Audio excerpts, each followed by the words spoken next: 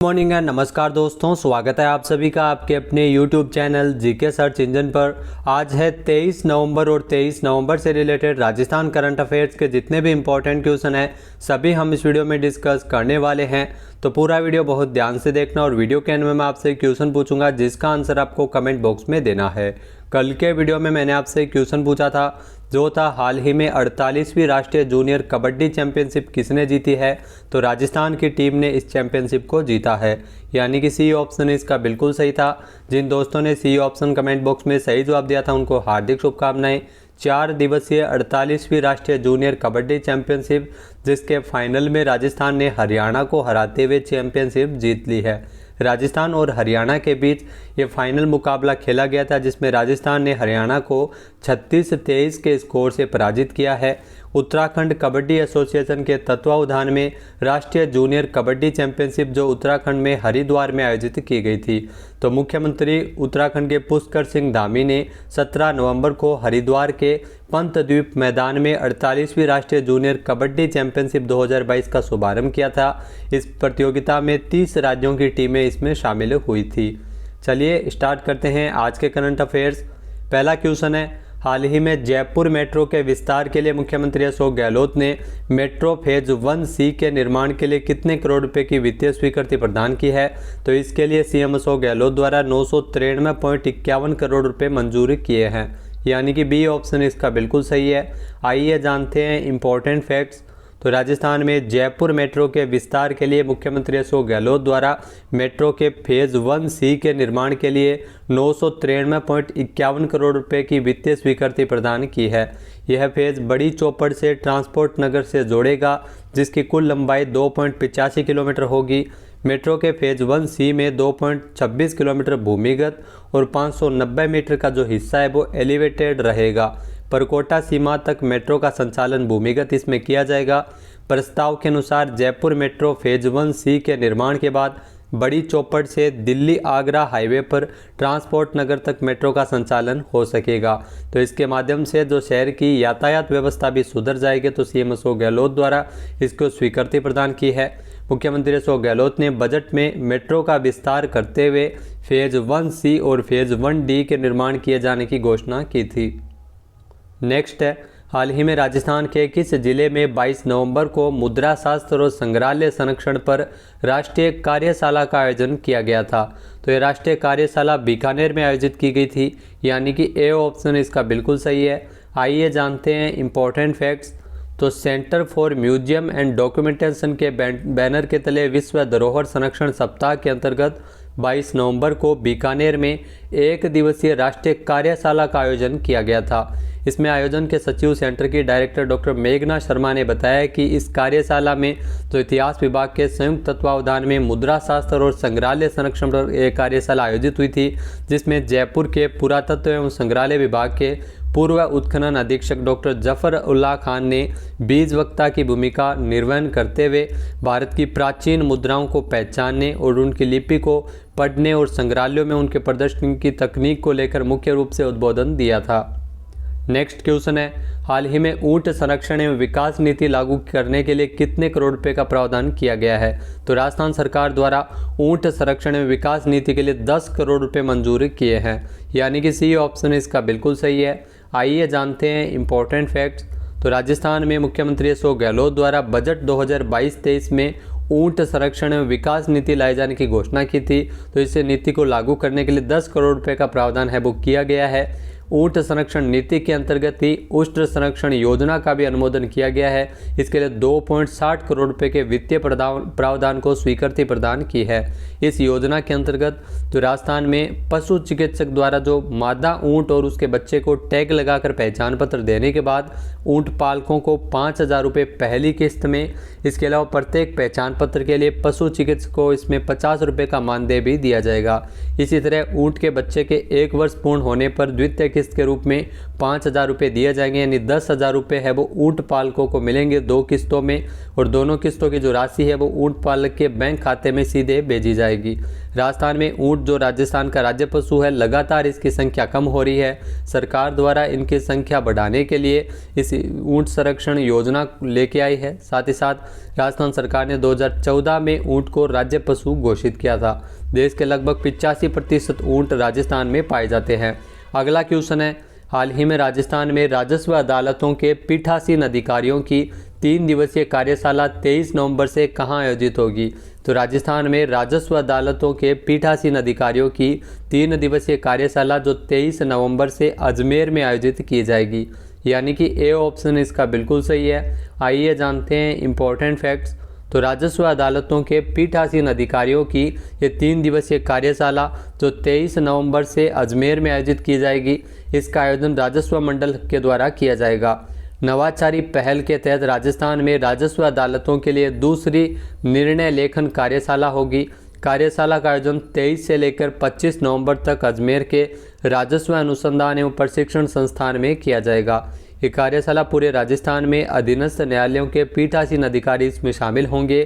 23 नवंबर की सुबह कार्यशाला का उद्घाटन सत्र होगा, जिसकी अध्यक्षता मंडल के अध्यक्ष राजेश्वर सिंह के द्वारा किया जाएगा।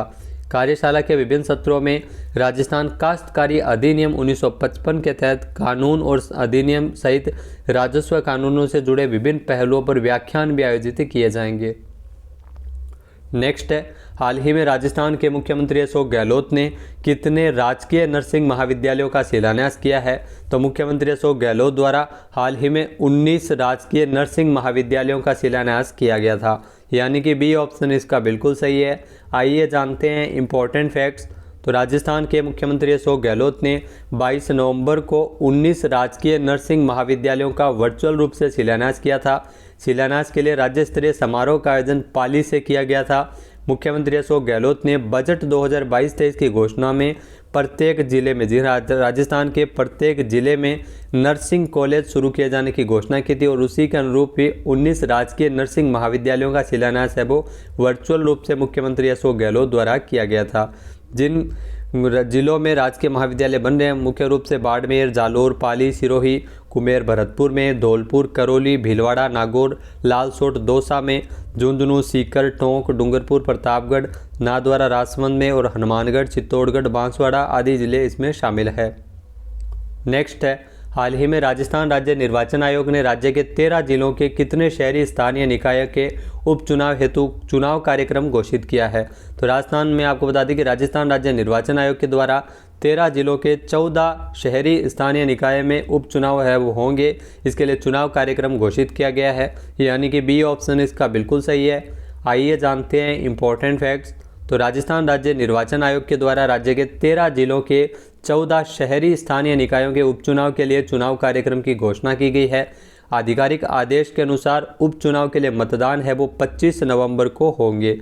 जिन जिलों में उपचुनाव होने हैं उसमें 12 बूंदी, बीकानेर, चित्तौड़गढ़, चूरू, दौसा, जयपुर, जैसलमेर, झुंझुनू, जोधपुर, करौली, कोटा और गंगानगर भी शामिल है।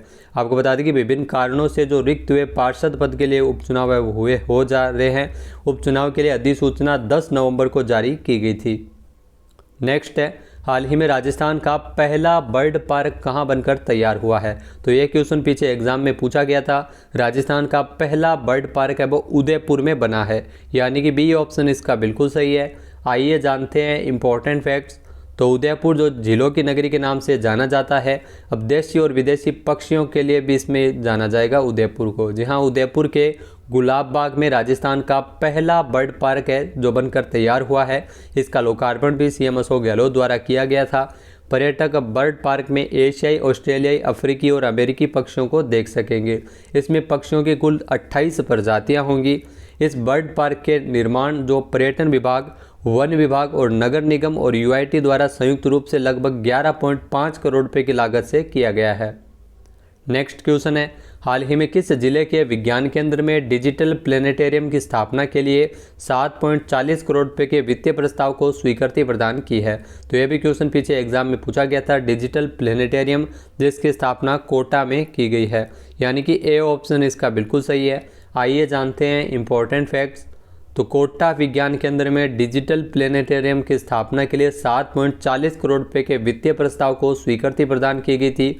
बजट 2022-23 में बिंदु संख्या 45 में सीएम अशोक गहलोत ने बीकानेर, भरतपुर और कोटा में 75 करोड़ रुपए की लागत से युवाओं में वैज्ञानिक सोच विकसित करने के लिए विज्ञान केंद्र स्थापित किए जाने की घोषणा की थी और उसी के अनुरूप कोटा के विज्ञान केंद्र में डिजिटल प्लेनेटेरियम की स्थापना होगी और इसके लिए 7.40 करोड़ रुपए मंजूर किए गए हैं। प्लेनेटेरियम या तारामंडल या नक्षत्रालय एक ऐसा भवन होता है जहां पर खगोलिकी और नाइट स्काई विषय ज्ञानवर्धक और मनोरंजनात्मक कार्यक्रम इसमें प्रस्तुत किए जाते हैं। नेक्स्ट है, हाल ही में 53वें भारतीय अंतर्राष्ट्रीय फिल्म महोत्सव में India film personality of the year 2022 के रूप में किस भारतीय अभिनेता को नामित किया गया है। तो इसमें आपको बता दें कि चिरंजीवी को नामित किया गया है, यानी कि ए ऑप्शन इसका बिल्कुल सही है। जो भारतीय अभिनेता चिरंजीवी को India film personality of the year 2022 के रूप में इनको नामित किया गया है। आइए जानते हैं इंपॉर्टेंट फैक्ट्स। तो भारतीय अभिनेता चिरंजीवी को 20 नवंबर 2022 को गोवा में 53वें भारतीय अंतर्राष्ट्रीय फिल्म महोत्सव में जो India film personality of the year 2022 के रूप में नामित किया है। अभिनेता चिरंजीवी ने अपने कैरियर में 150 से अधिक फिल्मों में अभिनय किया है। उन्होंने तेलुगु, तमिल और हिंदी फिल्मों में भी कार्य किया है। 2006 में उन्हें भारत के तीसरे सर्वोच्च नागरिक पुरस्कार पद्म भूषण से भी नवाजा गया था और हाल ही में इनको India film personality of the year 2022 से नवाजा गया है। चिरंजीवी तेलुगु एवं हिंदी फिल्मों के अभिनेता है। इनका वास्तविक नाम कोणिदेल शिवशंकर वर प्रसाद है। नेक्स्ट है, हाल ही में विश्व टेलीविज़न दिवस कब मनाया गया है। तो हाल ही में विश्व टेलीविज़न दिवस मनाया गया है 21 नवंबर को, यानी कि बी ऑप्शन इसका बिल्कुल सही है। आइए जानते हैं इंपॉर्टेंट फैक्ट्स। तो हर साल 21 नवंबर को विश्व टेलीविज़न दिवस के रूप में मनाया जाता है। दिसंबर 1996 में संयुक्त राष्ट्र ने 21 नवंबर को विश्व टेलीविज़न दिवस के रूप में घोषित किया था, जिस दिन 1996 में पहला विश्व टेलीविज़न फोरम आयोजित किया गया था। यह दिन वैश्विक परिदृश्य पर भू टेलीविज़न संचार के प्रभाव और पहुंच की स्वीकृति के रूप में मनाया जाता है। अब बात कर लेते हैं आज के हमारे क्विज की। तो आज का हमारा क्विज है, हाल ही में मुख्यमंत्री अशोक गहलोत ने स्वतंत्रता सेनानी केसरी सिंह भारत के पैनोरमा के निर्माण के लिए कितने करोड़ रुपए के प्रस्ताव को मंजूरी किया है। तो एक बार फिर से सुनिएगा। सीएम अशोक गहलोत द्वारा स्वतंत्रता सेनानी केसरी सिंह भारत के पैनोरमा के निर्माण के लिए कितने करोड़ रुपए के प्रस्ताव को स्वीकृति प्रदान की है। इसका सही आंसर आपको कमेंट बॉक्स में देना है और अगर ये वीडियो आपको पसंद आए तो इसे लाइक और शेयर करना बिल्कुल ना भूलिएगा।